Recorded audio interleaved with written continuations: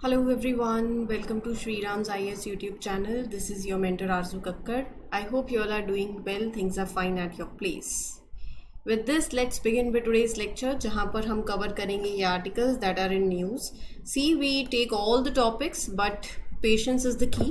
As जो भी important topics होते हैं आपके exam perspective से including editorials, I do take them in a stipulated time so that आपकी ज़्यादा तैयारी हो and you have those articles जिसमें जो बहुत इंपॉर्टेंट है and that are more relevant right. So I hope you take these things in your mind and spoon feeding पे I always say कि कुछ हार्डवर्क आपको भी करना रहेगा. इफ़ यू अगर आप हमेशा ऐसा सोचो कि पका पकाया खाना मिल जाए तो वो कब तक मिलेगा.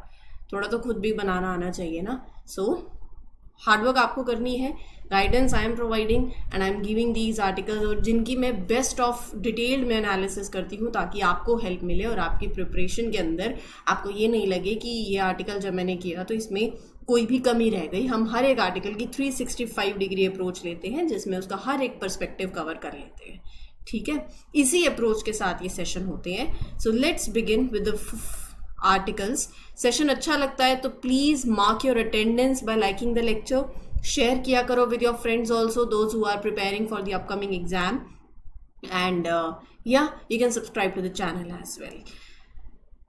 Okay then let me give you an index. आपके सामने है कि आज हम क्या कवर करने वाले हैं. मैं आपको बता देती हूँ. Prerana program GS paper 2 government policies and intervention से लिंक करता है. साइंस एंड टेक्नोलॉजी डोमेन से आता है एक्जीनो ट्रांसप्लांटेशन. पढ़ेंगे क्या होता है. प्रीलिम्स में भी पूछा जा सकता है, मेंस में भी पूछा जा सकता है. माइग्रेशन सिर्फ एक टॉपिक ऐसे लिखा हुआ है आपके सामने लेकिन ये न्यूज़ में रहा है और हम इसके बारे में डिटेल्ड एनालिसिस करेंगे. माइग्रेशन से रिलेटेड इसके ट्रेंड्स, क्या चैलेंजेस हैं, क्या सॉल्यूशंस हैं. So there was an article that was published in Business Standard newspaper. कोई भी न्यूज़पेपर का कोई भी ऐसा आर्टिकल जो हमारे लिए इंपॉर्टेंट है, we take that up right. So पूरे इसके मतलब मल्टी डायमेंशनल एस्पेक्ट होता है ना.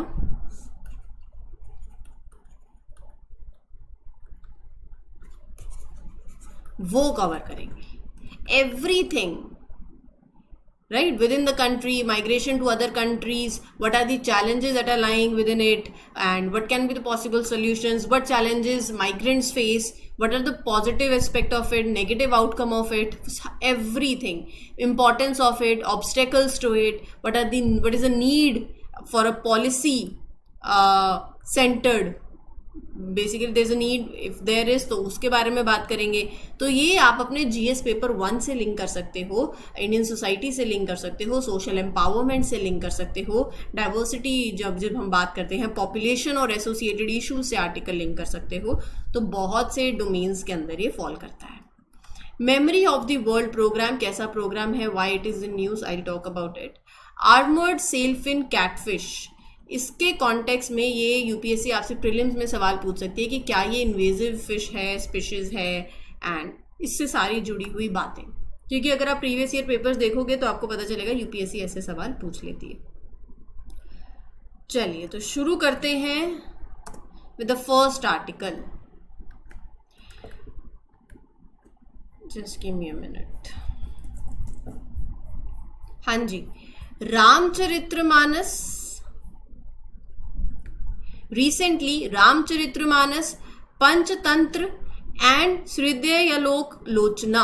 So, हृदयालोक योजना, रामचरितमानस और Panchatantra they have been included किसमें, UNESCO's memory of the world Asia Pacific regional register. कैसा रजिस्टर है, क्या ये सब कुछ है वो देखते हैं. Memory of the world programme.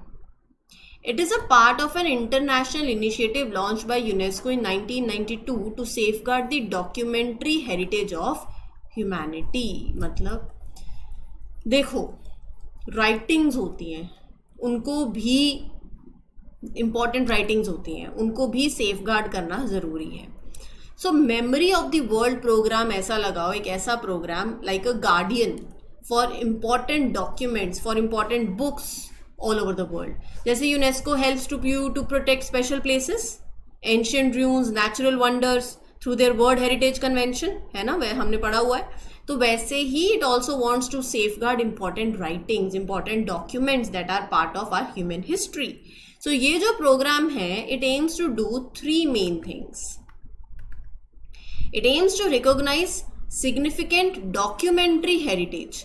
उसी सिमिलर फैशन में the way UNESCO's world heritage convention and world heritage list recognises natural sites, cultural sites. अब ये जो memory of the world program है, ये क्या करता है? ये 3 मेन चीजें करता है. प्रिजर्व, ये आपके वैल्यूएबल डॉक्यूमेंट्स को प्रोटेक्ट करने में हेल्प करता है, specially in places where there might be conflicts और natural disasters that could damage them. तो प्रिजर्व करता है. It wants everyone to be able to learn from these documents. तो मतलब it helps you to make it accessible. It helps make them available for people to see, to read, to study, no matter where they are in the world. ठीक है जी. तो एक तो it facilitates preservation, फिर उसके बाद universal access and enhance public awareness. It spreads the world about अच्छा क्यों ये documents important हैं. ऐसा करने से more people they can understand and they can appreciate their significance also. So जब मैं बात कर रही हूँ रामचरितमानस की, पंचतंत्र की, श्रीदय लोचना की, so they are being included in UNESCO's Memory of the World program. इसका मतलब ये texts are considered really important for humanity and efforts are being made to protect them, to share them with people everywhere. इसके governance aspect पे आते हैं.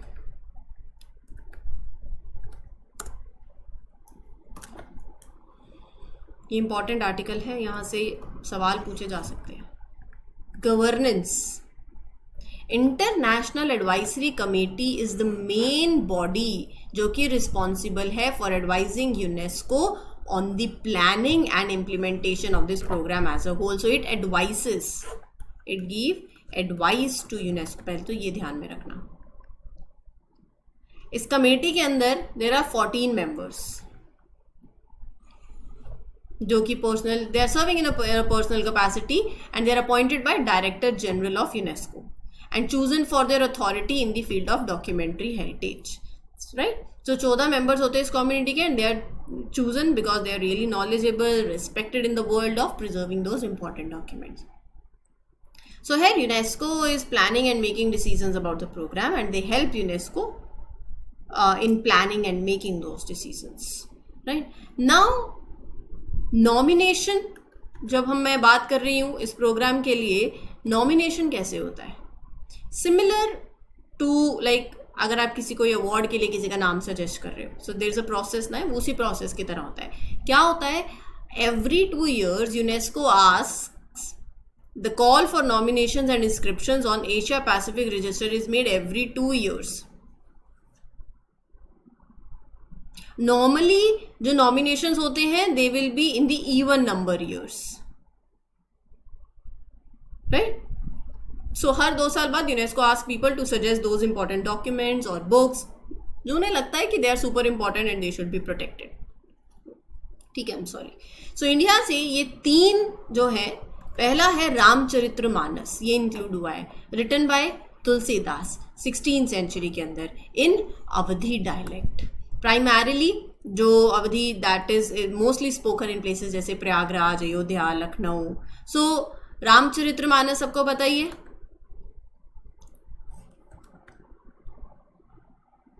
राम जी के बारे में important lessons about life and morals यहां से मिलते हैं. Panchatantra. Panchatantra of ancient India is a collection of fables, stories from ancient India that are written in Sanskrit. इसके 5 अलग अलग sections हैं. हर एक section एक specific principle पे focus करता है and is believed to have been written by Vishnu Sharma. फिर उसके बाद श्रीदय लोचना एक संस्कृत commentary है on धवन्यालोक. ठीक है जी. तो ये 3 हैं जो आपको ध्यान में रखने हैं. अगला हमारा आता है प्रेरणा प्रोग्राम.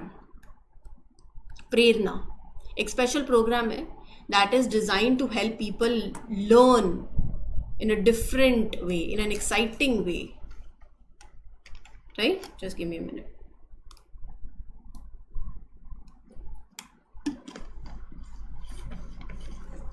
देखो इसका मकसद है कि to make better leaders. Prerna program हाल ही में recently secretary department of school education and literacy virtually address the first alumni meeting of this program. Experiential learning program है जिसका एम क्या है? To offer a meaningful, unique और एक inspiring experience to all the participants, ताकि आप उनके अंदर लीडरशिप क्वालिटीज को एम्पावर करो. ठीक है.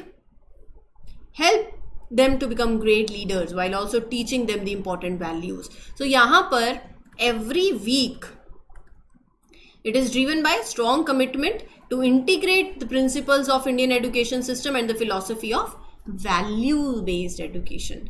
Launched by Department of School Education and Literacy. कौन सी मिनिस्ट्री है? Ministry of education. इसके अंदर क्या होता है? बैच होता है, 20 सिलेक्टेड स्टूडेंट्स होते हैं, 10 लड़कियां 10 लड़के, right? They come from different places of all over the country. So students learn, their learning is based on 9 important values जो कि इस पे फोकस करती हैं. Dignity, valor and courage, showing bravery and strength, hard work, compassion, diversity, integrity, innovation, faith, freedom. The curriculum is built around the 9 core values. If you are enjoying your rights, then also understand your duties. That is your responsibility. Innovation, try new things. Curiosity होनी चाहिए. You should be curious about the world to know. Diversity है, unity है. Respect those differences, and respecting those differences, this diversity, and you are coming together as one. Right? तो ये सारी values inculcate करना. चलिए आगे बढ़ते हैं. CSIR Center for Cellular and Molecular Biology scientists have found out that armored sailfin catfish has spread to 60% in the water bodies of Eastern Ghats. Eastern Ghats के मतलब 60% of the water bodies में ये spread हो चुकी है. It grows very quickly and damaging the fishing nets and the ecosystem. ऐसे आप ना इसकी तस्वीर देखो, लग भी रहा है कि इससे बहुत खतरा हो सकता है. एक ऐसा होता है ना, कभी कभार मेहमान घर में आ जाते हैं तो जाते नहीं है, फिर हमें बड़ी दिक्कत होती है. अब बाकी घर के बच्चों को खतरा होने लग जाता है फिर, है ना.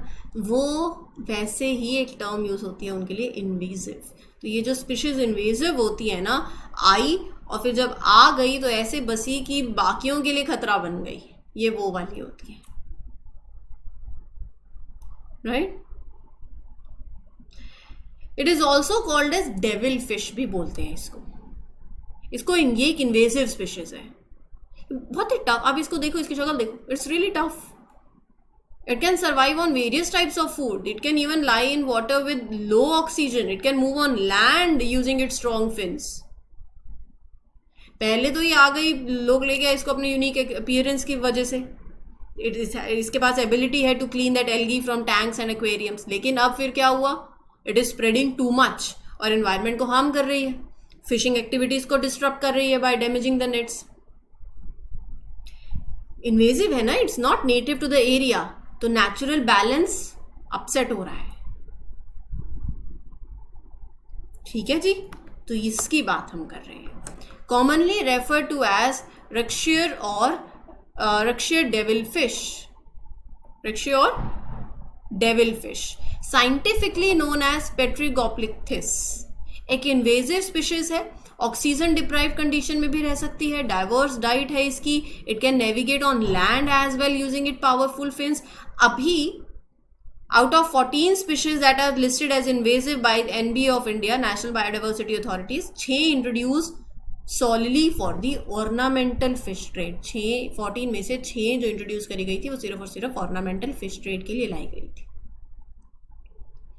And among those 6 listed species, 4 belong to Petrigoplictis, जो कि most invasive genera of fish, right. तो यहां पर अब क्या है, इसके शार्प स्पाइन्स हैं and it does not have much value for fishing. The fish is very notorious क्योंकि they don't have value for fishing. They have sharp spines, strong bodies that मतलब fisherman के लिए भी बहुत दिक्कत होती है, and they damage the nets also. It pose threats to fishing nets. अभी ये क्या कर रही है, जितनी तेजी से ये फैल रही है और आगे बढ़ रही है, एक्वाटिक इकोसिस्टम के लिए बहुत खतरा है. It is consuming native fish species also. ठीक है जी, तो ये बात होती है. इसकी पॉपुलेशन इतनी एक्सपोनेंशियली ग्रो कर रही है and this was realize through this unique eDNA based quantitative PCR से. ठीक है. पहला recipient of a modified pig kidney transplant passed away around 2 months after the surgery was carried out. ऐसा क्यों? क्या होता है ट्रांसप्लांटेशन, इसके बारे में पढ़ते हैं. जब कोई टिश्यू या कोई ऑर्गन किसी का इट इज मूव फ्रॉम या तो one part of the person's body to another या फिर from one person to another, उसको बोलते हैं ट्रांसप्लांटेशन. मान लो किसी की किडनी डैमेज हो जाती है, भगवान ना करे, but if someone has a damage kidney, so they might get a new one from a donor through transplant surgery, ताकि लोगों की जिंदगी सेव हो सके and you are replacing the damaged organ with a healthy one. ठीक है. जैसे corneal graft, corneal transplant होता है, where you if they have, मतलब किसी को कॉर्नियल ब्लाइंडनेस है तो फिर वो भी होता है. Transplanting stem cells from bone marrow, they can cure diseases like leukaemia.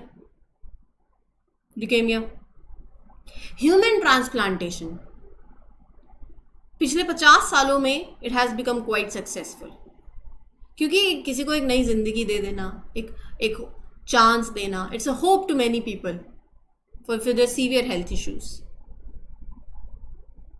ठीक है जी. तो जीनो ट्रांसप्लांटेशन क्या होता है? जब डॉक्टर्स ऑर्गन्स जो पुट कर रहे हैं, it is coming from animals to humans. क्यों ऐसा कर रहे हैं? क्योंकि they are not enough human organs available for all the people who need transplant. अब उसमें भी पिग का क्यों हो रहा है, ये भी जानने वाली बात है.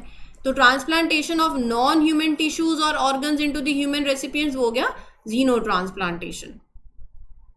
क्यों ऐसा हो रहा है? क्योंकि डिमांड जो है ह्यूमन ऑर्गन्स की फॉर क्लिनिकल ट्रांसप्लांटेशन वह बहुत ज्यादा है, इट एक्सीड्स द सप्लाई. ठीक है. Now pig as a source क्यों चूज किया जा रहा है, मैं आपको सिंपल टर्म में बताती हूँ.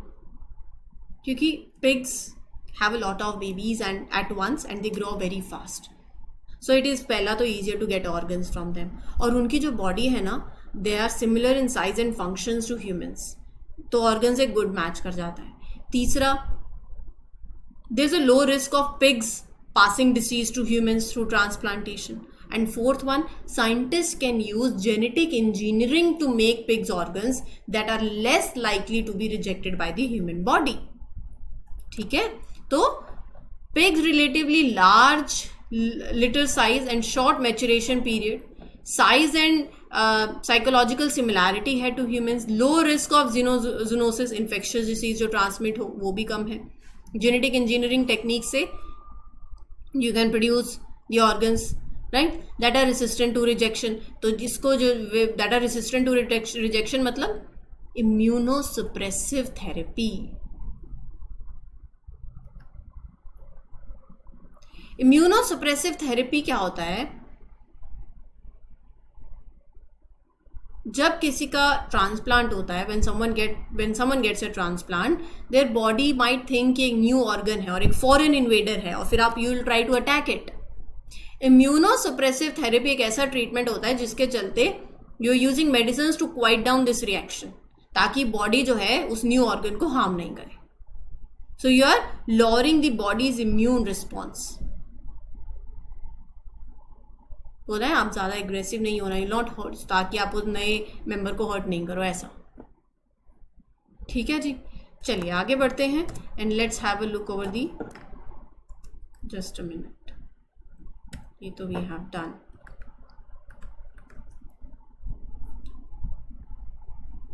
है ना. सवार पार्ट तो हमने कल कर लिया था. जिन्हें कोई डाउट हो वो कल का लेक्चर ज़रूर देख लें. We have done that. अच्छा, अब जो हमें करना है वो है migration matters. Just a second.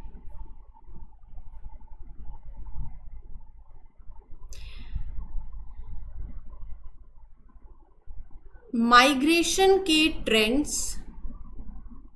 Challenges और उसके सॉल्यूशंस, इन पे बात करेंगे। वर्ल्ड माइग्रेशन रिपोर्ट के बारे में सबने सुना होगा। वर्ल्ड माइग्रेशन रिपोर्ट कौन पब्लिश करता है? International organisation for migration. तो वो क्या कंफर्म करती है वो मैं आपको बताऊंगी, वो डेटा आपको पता होना चाहिए। माइग्रेशन क्यों होता है, क्या पुश फैक्टर्स हैं, क्या पुल फैक्टर्स हैं, वो आपको पता होने चाहिए। ठीक है, तो इसके बारे में बात करते हैं। Have pen and paper along with you, ताकि जो जो पॉइंट्स मैं आपको देती जाऊं आप वो साथ साथ नोट डाउन करते चलो। ठीक है, चलिए let's begin.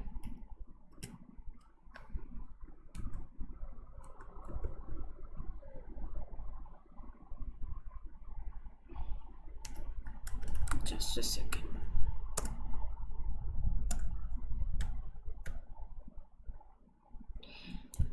The latest World Migration Report released by International Organization for Migration क्या कंफर्म करती है?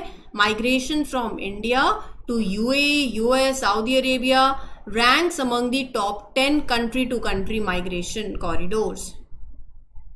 और जो मेल इमिग्रेशन है from India, it constitutes nearly 65% of the total external migration. इसका मतलब main often migrate for work, women stay behind. ठीक है, चलिए जी। अब 2020 में ना लगभग लगा लो 18 मिलियन लोग इंडिया से माइग्रेट करे हैं, who were living their countries other than their birth place. उसमें UAE, US, Saudi Arabia they have the largest communities of Indian migrants. लोग बेटर अपॉर्चुनिटीज के लिए जाते हैं, टू मेक देयर लिविंग, इसके लिए जाते हैं। माइग्रेशन तो आप समझते हो ना सब क्या है? When people move from one place to another, या तो विद इन द कंट्री या फिर across the borders. Internal migration जब बोलो तो within the country.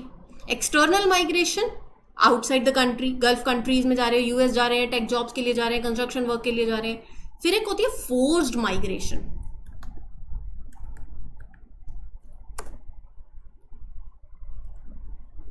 Just a minute, I will write it for you. Internal, external, forced one. Now what is forced migration?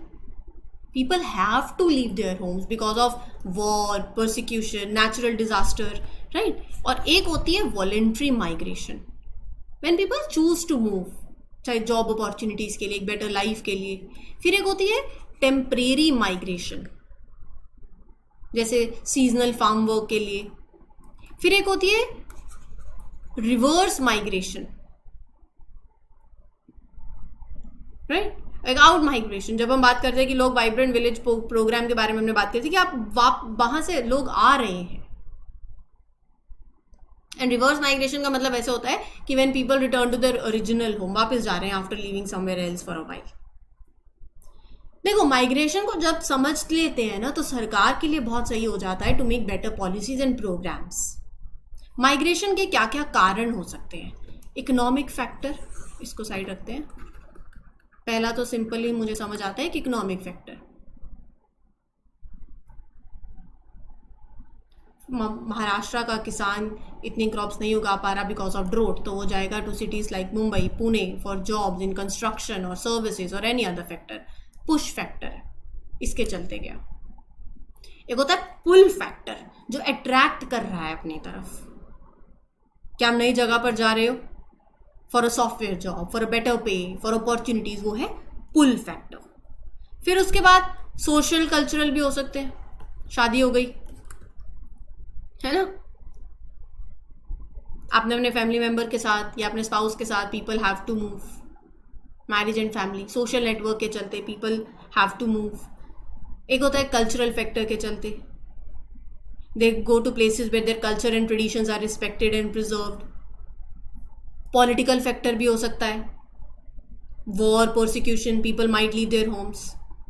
सरकार कुछ इस तरीके के फैसले ले जिसपे सेपरेशन हो and they make people want to move.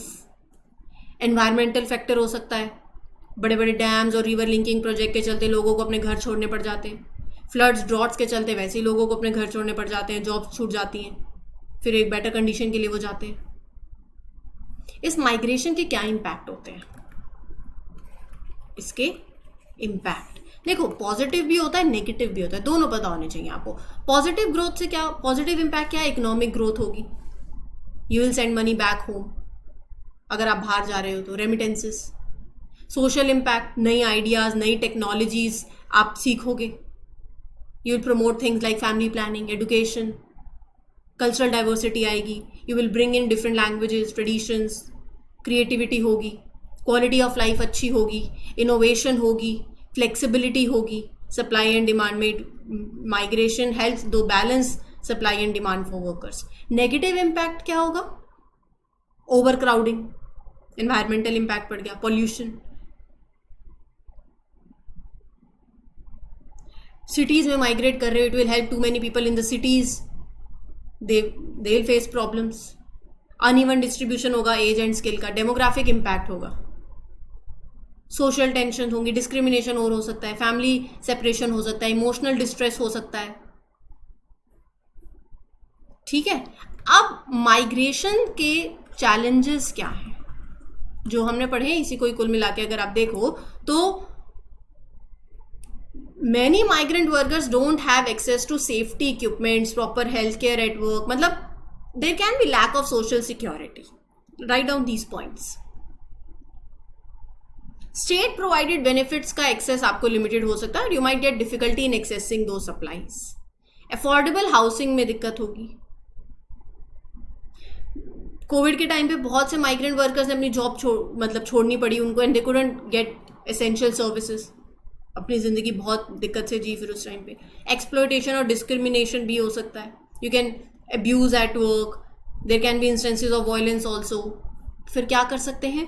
यही सब ठीक करो, सोशल सिक्योरिटी मेजर्स लेकर आओ, स्किल डेवलपमेंट लाओ, ट्रेनिंग प्रोग्राम्स और लेकर आओ रूरल एरियाज़ के अंदर, ताकि माइग्रेट ही ना करना पड़े, जॉब स्किल्स वहाँ पर हों, अपॉर्चुनिटीज़ हों, इंफ्रास्ट्रक्चर पे इन्वेस्ट करो, इकोनॉमिक अपॉर्चुनिटीज जो है स्मॉलर सिटीज के अंदर स्प्रेड करो, राइट, वर्कर्स राइट को प्रोटेक्ट करो, एनफोर्स लेबर लॉज, ये सब चीजें कर सकते हैं। ठीक है जी, तो ये था आज का सेशन, उम्मीद करती हूँ आपको चीजें क्लियर हो गई होंगी। This is your mentor Aarzoo Kakkar signing off for this session. Will meet you with other articles, till then take care, good luck, good wishes, happy learning, all the best, thank you.